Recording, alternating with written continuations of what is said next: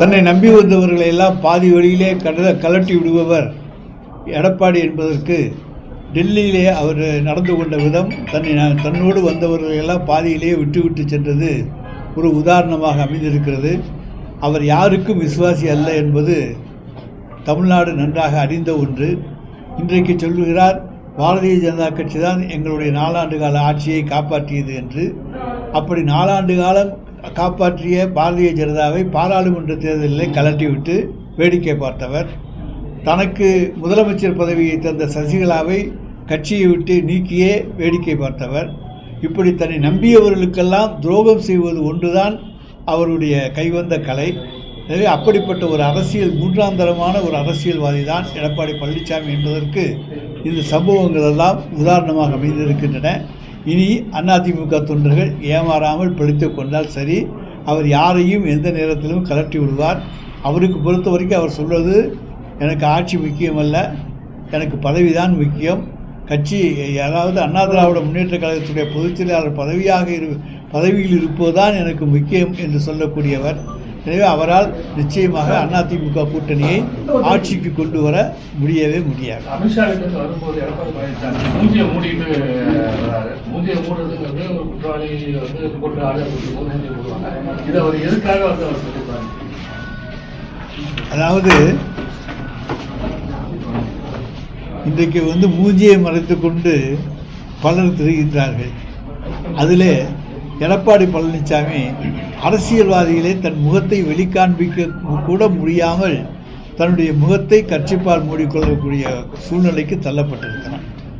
அமித்ஷா சந்தித்து வரும்போது உள்ள எதுவும் வேறு எதுவும் நடந்துக்குமா? இந்த மாதிரி சூழ்நிலையில உள்ளே என்ன நடந்ததுன்னு நம்ம சொல்ல முடியாது. மூஞ்சியை மூடிக்கிட்டு வந்தாலே வெக்கப்பட்டு வர்றதாக அர்த்தம், அசிங்கப்பட்டு வருவதாக அர்த்தம், அல்லது ஒரு தவறை செய்வதற்கு வருவதாக அர்த்தம். அதிமுக ஒரு திராவிட கட்சிகள்ல ஒன்று. ஆனா அதுக்கு நேர் எதிர்மாறாக இருக்கக்கூடிய பாஜக உட்கட்சி பிரச்சனை எல்லாத்தையும் போய் பாஜக சொல்றது எப்படின்னு பாக்குறீங்க? நாங்க தான் அடகு வச்சுட்டாருன்னு சொல்லிட்டோமே. அண்ணா திராவிட முன்னேற்ற கழகத்தை பாரதிய ஜனதா கட்சியிடம் எடப்பாடி மட்டும் அடகு வைத்து விட்டார், பொதுச் செயலாளர் என்கிற பதவியை வைத்துக் கொண்டு.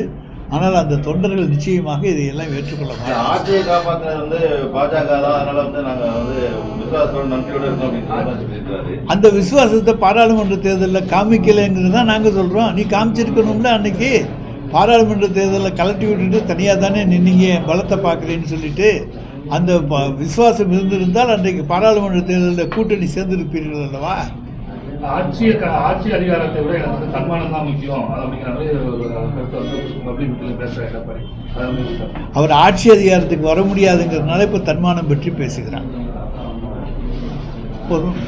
வேல்முருகன் நேற்றுக்கு வாழ்க்கை கட்சி வேல்முருகன் பேசும்போது, நாங்கள் திமுக கூட்டணியில் தான் இருக்கிறதுக்கு பயணிக்கிறதுக்கு விருப்பப்படுறோம். ஆனால் புதிய கட்சிகள் திமுகவுக்கு வந்தால் எங்களை கைட்டு விடுறதுக்கு கூட அவங்க தயங்க மாட்டாங்க அப்படின்னு ஒரு வார்த்தை. எங்களுடைய தலைவர் தளபதி அவர்கள் தன்னை நம்பி வந்த யாரையுமே கலட்டி விட மாட்டார். அவர்களை நட்போடு அரவணைத்துக் கொள்பவர் தான் எங்களுடைய தலைவர் தளபதி அவர்கள். எடப்பாடி பழனிசாமி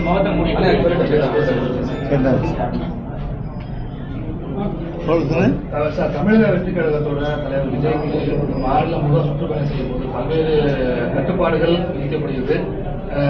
திருச்சியில் நடந்த இன்சிடென்ட் வச்சு தான் நம்ம பண்ணலாம். இருந்தாலும் ஒரு அரசியல் கட்சி தலைவர் இவ்வளவு தூரம் கட்டுப்பாடுகள், எந்த கட்டுப்பாட்டையும் அவங்க கடைபிடிக்கல. எல்லா கட்டுப்பாட்டையும் மீறிட்டு தான் போயிட்டு இருக்காங்க. சனி ஞாயிறு விடுமுறை விழா கொண்டிருக்கிறார்கள். அது ஒன்று தான் இன்னைக்கு அதுக்கான பதில். சனி ஞாயிறு விடுமுறை, பள்ளிக்கூடங்களுக்கெல்லாம் லீவ் விட்டுருக்காங்க. பள்ளிக்கூடத்து பையங்களை ஒரு டூர், எக்ஸ்கர்ஷன் டூர் கூட்டிகிட்டு போகிறாங்க.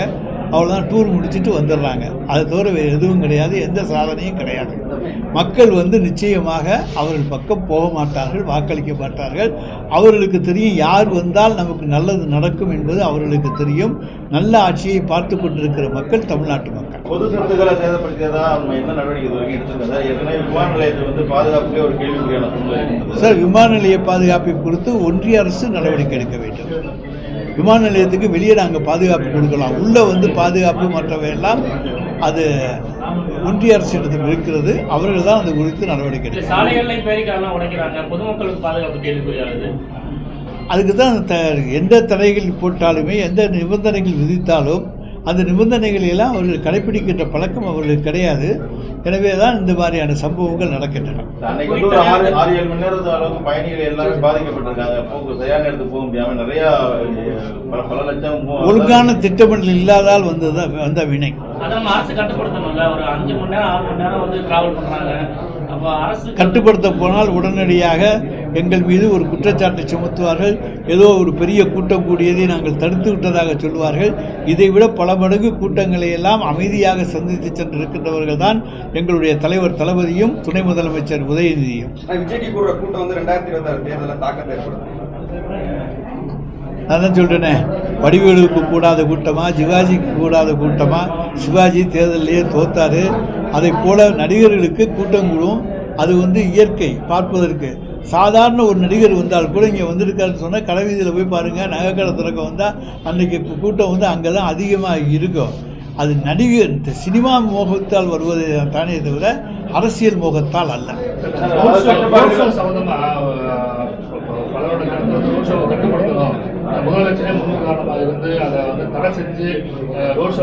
சார், அமைதியாக ரோட் ஷோ நடத்துறதுல எந்த தப்புமே கிடையாது. மக்களை ரோட் ஷோ மூலம் சந்திக்கிற பொழுது பல்லாயிரக்கணக்கான மக்கள் மனுக்களை முதலமைச்சருக்கு தருகிறார்கள். எனவே ரோட் ஷோ நடத்துவது மக்களுக்கு பலன் தருவதற்காக கட்டுப்பாடோடு நடத்தப்பட வேண்டும். கட்டுப்பாடு மீறுகின்ற பொழுதுதான் இந்த மாதிரியான அசம்பாவிதங்கள் நடக்கின்றன. நாங்கள் நடத்துகிற ரோட் ஷோவிலெல்லாம் பல்லாயிரக்கணக்கான மக்கள் நின்று மனுக்களை நேரடியாகவே முதலமைச்சரிடத்திலே தருகிறார்கள். அதுக்கு ஒரு முடிவு கிடைக்கிறது.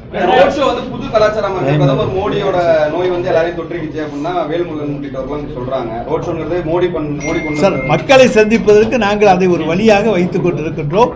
இன்றைக்கு எந்த ஊருக்கு, எந்த மாவட்டத்துக்கு அல்லது ஊருக்கு தமிழ்நாடு முதலமைச்சர் சென்றாலும் ஒரு 3 கிலோமீட்டர் 4 கிலோமீட்டர் நடந்து சென்று வழியிலே இருக்கக்கூடிய மக்களை நேரடியாக சந்தித்து அதன் மூலமாக அவரிடத்திலே மனுக்களை பெற்று நடவடிக்கை எடுக்கக்கூடிய நல்ல காட்சி தமிழ்நாட்டில் நடந்தது.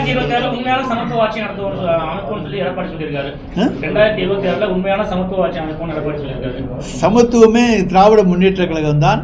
எல்லோருக்கும் எல்லாம் என்கின்ற கொள்கையை கொண்டிருக்கிற ஒரே இயக்கம் திராவிட மாடல் ஆட்சி தான். எல்லோருக்கும் எல்லாம் கிடைக்கக்கூடிய ஒரே ஆட்சி திமுக ஆட்சி தான். எனவே எங்களுக்கு சமத்துவ ஆட்சி என்று திராவிட முன்னேற்ற கழக ஆட்சி தான் 2026 வரும் என்று ஒப்புக்கொண்ட எடப்பாடிக்கு நன்றி.